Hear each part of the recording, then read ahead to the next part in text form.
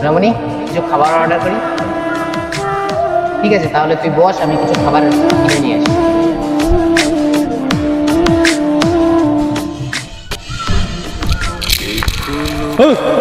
কিরে সেলিম, তুই এতদিন কোথায় ছিলিস? কল মেসেজ তুই রিপ্লাই দিচ্ছিস না। ওটা কাজে ব্যস্ত ছিলাম তো। তোরে ভালোবাসায়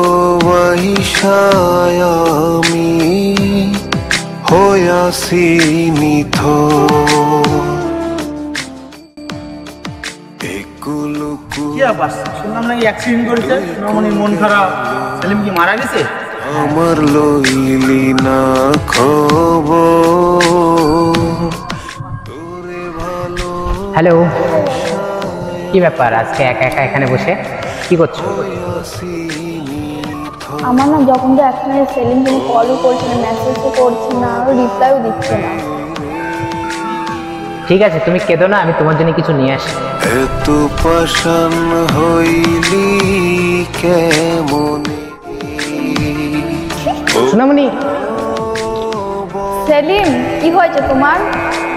কি ব্যাপার, কল মেসেজ এসএমএস কিছুই করছো না? আমার সাথে থাকবা কি থাকবা না? চলো ওইদিকে চলো, কিছু বোঝাচ্ছি। আমার কিছু বোঝার দরকার নেই। আরে শুনবা তো আমার কথা নাকি?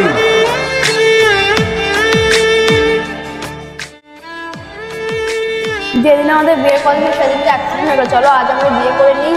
তোমাকে আমি কিছু বোঝাতে চাই। এখন আমি কিছু বুঝতে জানি না, যা হবে বিয়ের পরে।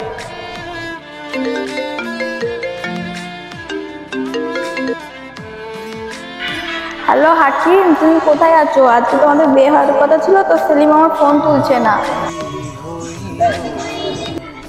আমি বটতলায় আছি। কিসের লাগি করলি আমায় সব চাইয়া সেলিমের সাথে না আজ আমার বিয়ে হওয়ার কথা ছিল, ও কোথায় জানি না, ফোন টোন কিছু তুলছে না। জানো তুমি কোথায় আছে? চলো তোমাকে একটা জিনিস দেখা। কোথায়?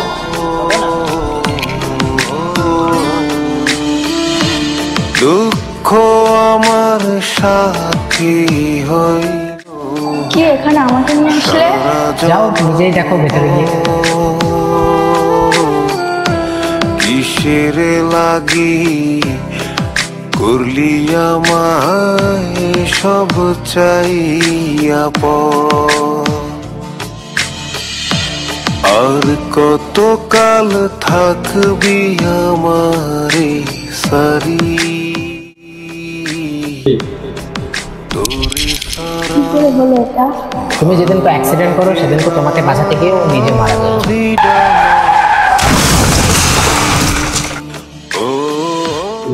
ও তো আসলে আমার সাথে ছিল। ওটা তোমার ভুল ধারণা ছিল। এত পাষাণ হইলি কেমনে?